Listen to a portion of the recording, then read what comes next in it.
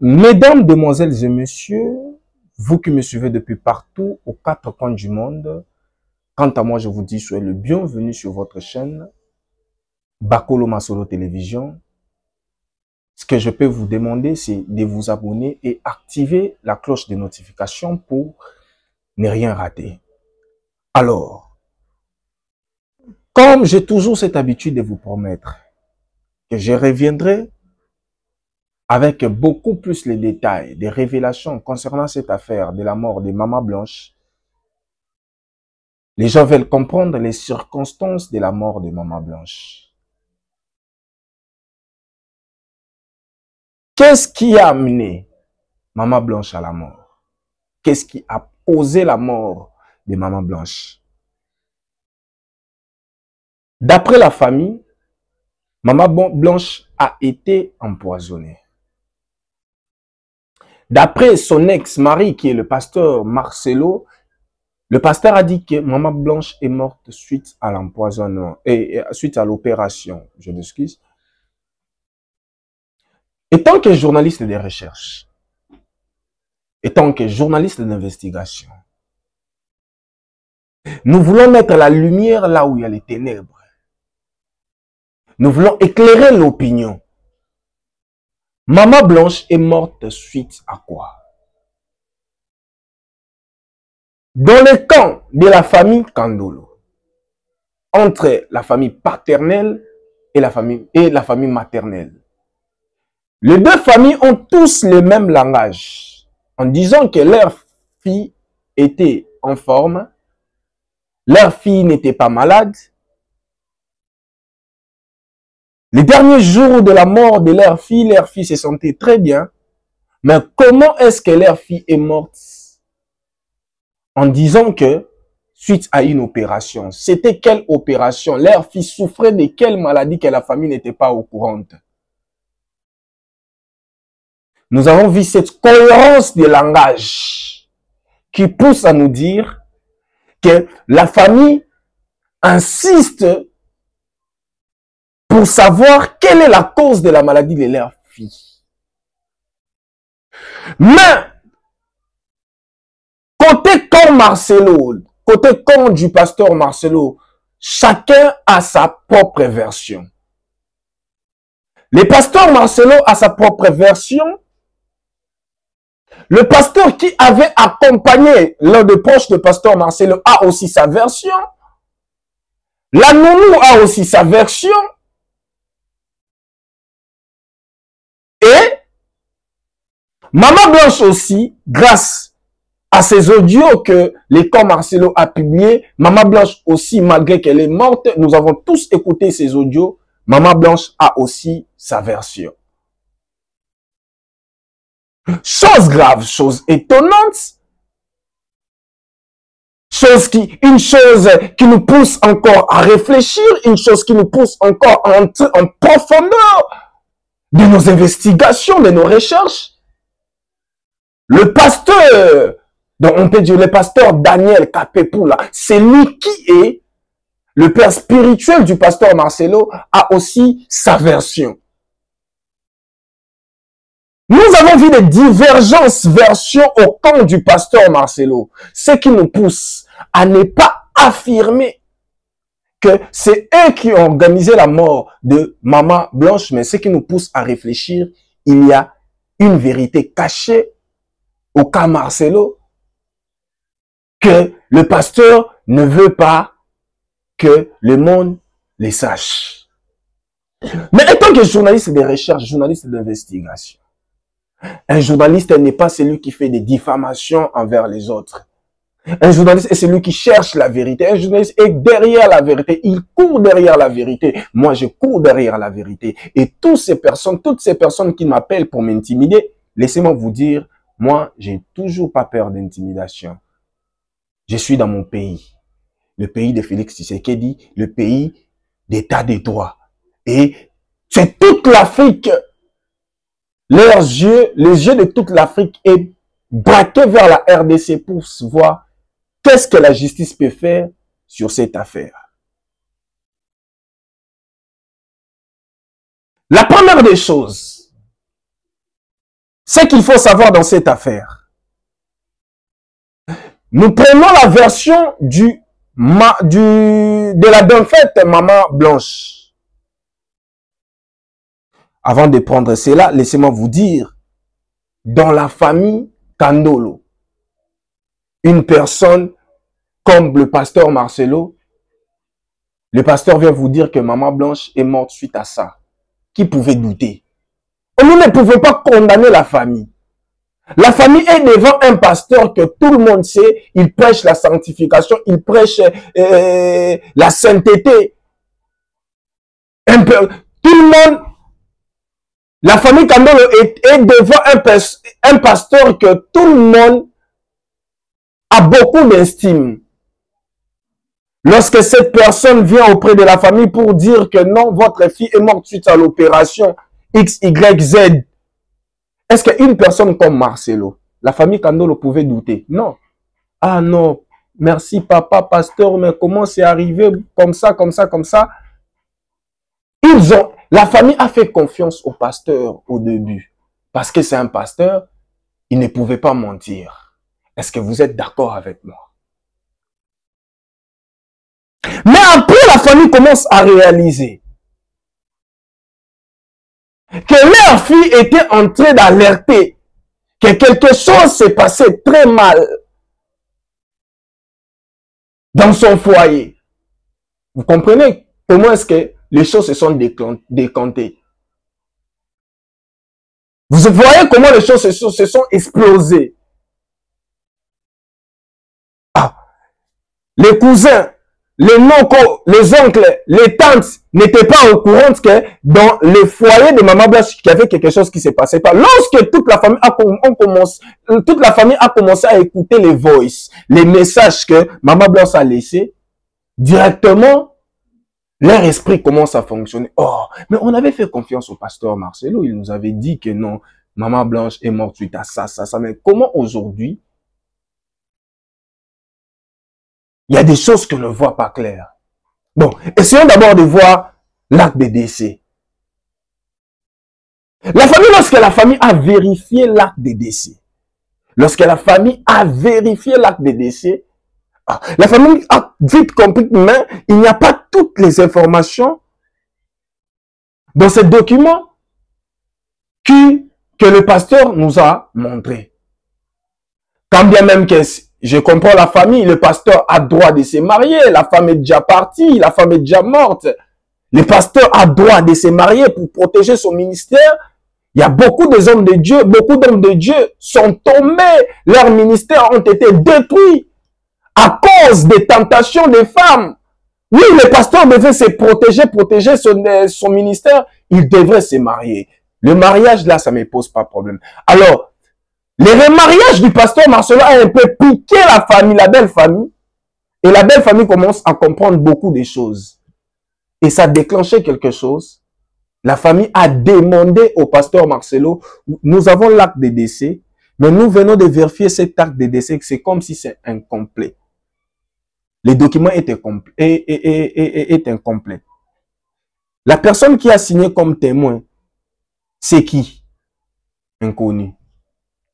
D'où les problèmes ont commencé. Oh. Mais, pasteur, vous étiez avec maman Blanche en Turquie, non? Oui, le pasteur était avec maman Blanche. Mais comment l'autre personne a signé au lieu de ta signature?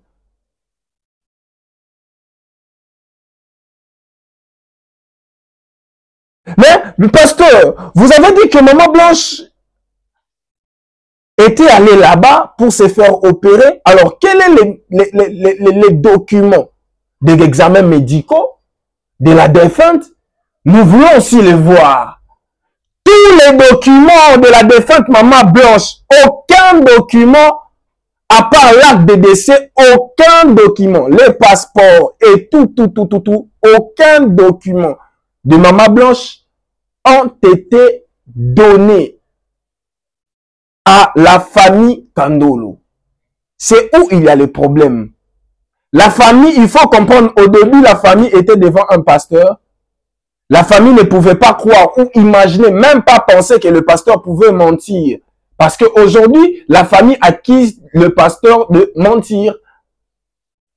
Alors, la famille a réalisé, les deux familles, paternelle, maternelle, elles ont réalisé que quelque chose ne va pas.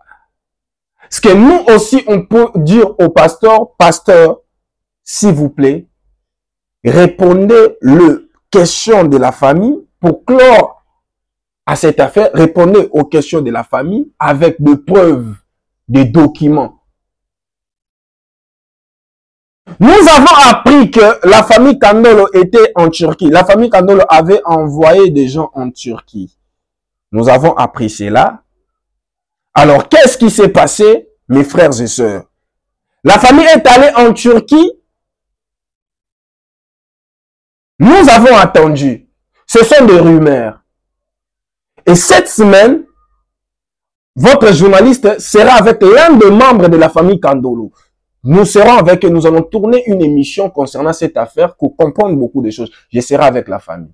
J'essaye de prendre aussi le côté comme Marcelo, sans succès. Donc, prenons les gens qui sont disponibles à répondre à nos questions pour nous permettre de continuer avec nos enquêtes.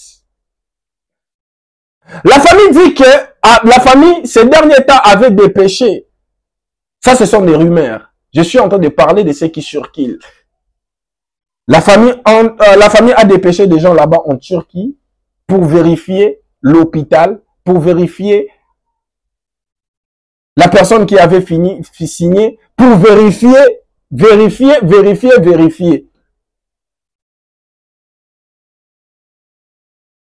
La famille a trouvé personne qui pouvait répondre à leurs questions. Excellence est vrai. Nous serons avec l'un des membres de la famille, Kandolo, ici à Kinshasa. Abonnez-vous, activez. Je suis en train d'insister d'activer la cloche de notification pour ne rien rater. La même femme, les informations qui circulent en disant que là où on a enterré Maman Blanche, cet endroit va être saboté. On veut dépêcher de personnes pour déterrer le corps de Maman Blanche, faire disparaître son corps. Excellent, c'est vrai. Nous aurons l'un des membres des familles Kandolo pour nous expliquer tout ça. Voici la version de la personne qui avait accompagné Maman Blanche. Je m'excuse. Voici la version de la personne qui avait accompagné Maman Blanche en Turquie. Écoutez ce que la personne a dit. Le pasteur Joseph. Le pasteur Joseph, au lieu de garder silence, le pasteur Joseph vient encore de confier tout ce qui s'est déroulé là-bas en Turquie auprès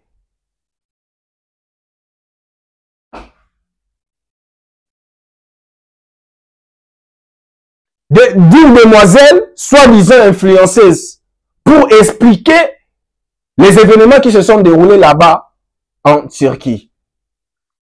Qu'est-ce que le pasteur Joseph dit? L'un des proches du pasteur Marcelo. Nous étions avec Maman Blanche. Maman Blanche était en Belgique. Écoutez attentivement. Maman Blanche m'a appelé en arrivant à l'aéroport. Papa Joseph, j'ai besoin de toi. Moi, si une femme mariée, la femme d'autrui m'appelle pour me dire, est-ce que vous pouvez m'accompagner? La première des choses que je dois faire, je dois appeler son mari. Chose que j'attendais, mais on n'a pas écouté cela. Première des choses. Cette dame nous explique que le même jour, le pasteur Joseph a acheté son billet à l'aéroport, ils ont pris le vol et ils ont voyagé vers ce pays qui est Turquie. En arrivant là-bas, le lundi, le mardi, Maman Blanche est allée à l'hôpital pour se faire examiner. Ce qui veut dire, ces jours-là, Maman Blanche, Tunasi Kandolo, n'avait pas de rendez-vous pour se faire opérer. Nous avons tous suivi l'audio de Maman Blanche. Ce qui veut dire, ces jours-là, Maman Blanche Tunasi Kandolo n'avait pas un programme, un rendez-vous pour se faire opérer. Parce que l'audio que le pasteur Joseph, c'est lui qui avait accompagné Maman Blanche, l'audio qu'il avait,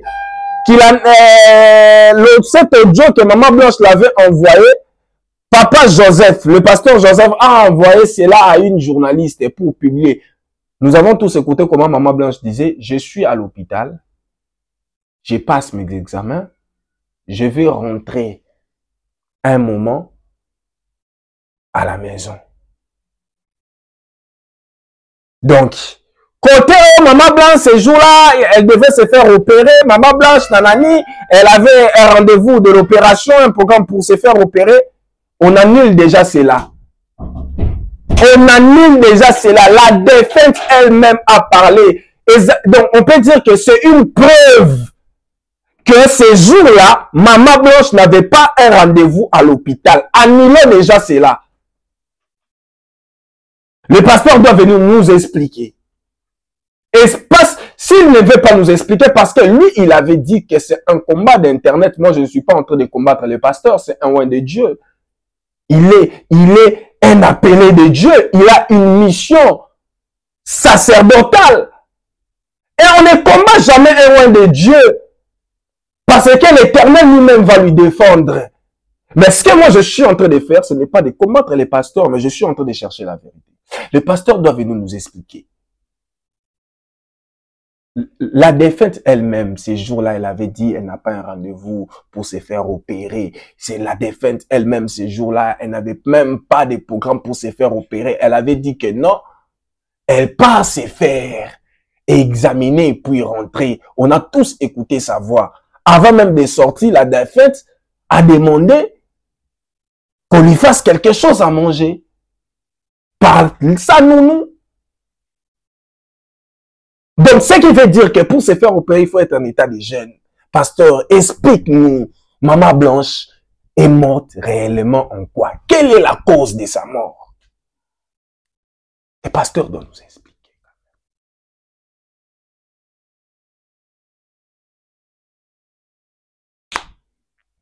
Deuxième des choses, le même matin que le pasteur Joseph a dit que oh Seigneur, s'il vous plaît, abonnez-vous, activez la cloche de notification, abonnez-vous, partagez l'émission, activez la cloche de notification, on va continuer, vous allez écouter des révélations. Je suis là pour vous, c'est votre humble journaliste, les jeunes journalistes d'investigation, les jeunes journalistes de recherche. Je suis là, je suis en train de mener des recherches pour vous éclairer. C'est ça mon travail. Ne venez pas m'intimider. Parce que moi, vraiment, les intimidations, je n'ai peur de rien. Je suis un chrétien. Je fais mon travail. Si, dans les calculs de Dieu, Dieu avait prévu que je meure dans des situations pareilles, on ne fuit pas sa destinée. On ne fuit jamais sa destinée. Et puis la Bible me dit, la mort pour nous, ce n'est pas une perte. La mort pour nous, c'est bénéfique. Parce que nous aurons la vie éternelle. Il y a une vie qui m'attend après ici.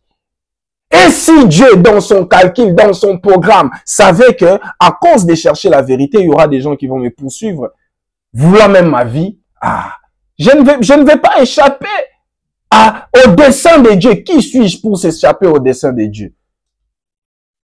Nous prions pour avoir une vie.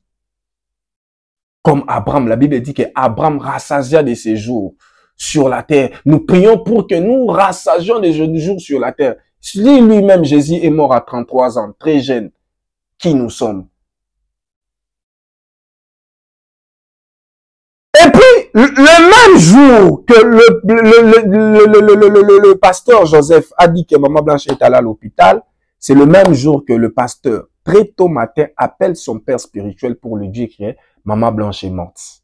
Le même jour, on nous dit que Maman Blanche, tantôt, elle est morte les matins, tantôt, elle est morte à midi, tantôt, elle est morte le soir. Chico, quand on écoute tout cela, toutes ces versions, quand on écoute tout ça, des langages qui ne sont pas conformes, des langages qui ne concordent pas, lorsque nous écoutons tout ça, quand même, vous voulez qu'on ferme nos bouches, non? Vous voulez qu'on cherche pas la vérité, non? Vous voulez pas que nous mettons la lumière là où il y a les ténèbres, vous ne voulez pas. Quand même, soyons sérieux. Moi, personnellement, j'ai vite compris que je ne peux, à aucun jour. Les gens disent que pourquoi la famille savait que... Je m'excuse. Les gens disent que pourquoi la famille savait que non, il y avait beaucoup de choses qui n'étaient pas conformes. Pourquoi la famille n'avait pas informé depuis longtemps? Mais la famille était devant un pasteur qui pouvait croire que... Est-ce que la famille pouvait croire que le pasteur a menti? Moi, je n'ai pas dit que le pasteur a menti. Moi, je n'ai pas dit que le pasteur a rencontré des mensonges. C'est la famille qui dit que le pasteur a menti. Est-ce que moi, je pouvais croire... Est-ce qu'elle pouvait croire que un pasteur peut leur mentir? C'est ça les problèmes. C'est ça les problèmes. La famille avait confiance au pasteur. La famille faisait confiance au pasteur. Et aujourd'hui, la même famille commence à pleurer en disant que le pasteur a menti concernant beaucoup de choses. Le même pasteur que beaucoup de personnes disaient que non, le pasteur aime réellement sa femme. Le pasteur, elle aime réellement sa femme. Le pasteur est amoureux de sa femme. Le pasteur. Donc, c'est le même personne aujourd'hui qui commence à dire à pasteur, nous voulons avoir la vérité, nous voulons connaître la vérité, nous voulons. Et ces mêmes personnes sont devenues des derniers de la classe. Alors, ce que je peux vous demander, abonnez-vous. Activez la cloche de notification. Cette semaine, vous aurez une émission très spéciale. Si le pasteur, le camp du pasteur Marcelo veut aussi nous accorder la parole, que l'une d'entre eux peut passer, nous expliquer tout ça devant nos caméras, pourquoi pas. Mais cette semaine, nous aurons l'un de membres de la famille Kandolo. Il va nous expliquer comment ils ont su que il y a des choses floues dans ces dossiers. Pourquoi depuis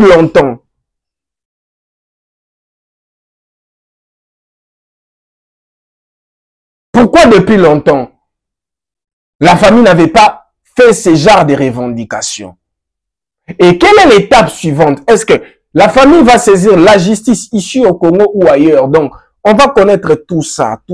En même temps, je vous signale, j'ai des documents de gens. Je suis même en train de lire ces documents qui est devant mon ordinateur. J'ai des documents. Vraiment, il y a beaucoup de documents ici, beaucoup des éléments ici devant mon ordinateur. J'allais tous les balancer ce soir, mais j'ai vite compris que ce n'est pas une bonne idée. Je suis en train de lire ces documents petit à petit, faire mes recherches pour savoir est-ce que ces documents sont authentiques avant de parler de cela. Nous ne pouvons pas venir parler de choses qui n'ont pas de soubassement parce qu'on risque aussi d'être devant la justice. Alors, faisons très bien notre travail. Nous sommes en train d'avoir les soubassements de ce document. Est-ce que ces documents sont authentiques ou pas? Comment nous allons faire tout ça? Et puis quand on aura des soubassements concernant ces documents, mais je vous assure, En tout cas, je vous assure, quand je vais publier tous ces documents, vous serez étonnés. Vous serez vraiment étonnés, très étonnés. Moi-même, je suis étonné de voir est-ce que ce genre de choses peuvent être dans le milieu chrétien. Nous qui sommes censés être des modèles. Alors, ne vous inquiétez pas, je reviendrai avec des preuves à l'appui pour balancer tout ça. Quant à moi, je vous dis, vous connaîtrez la vérité et la vérité vous affranchira. On se retrouve au prochain numéro.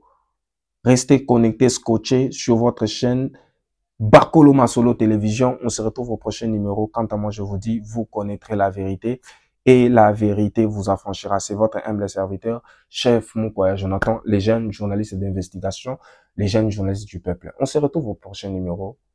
N'oubliez pas de vous abonner et d'activer la cloche de notification. Bye bye.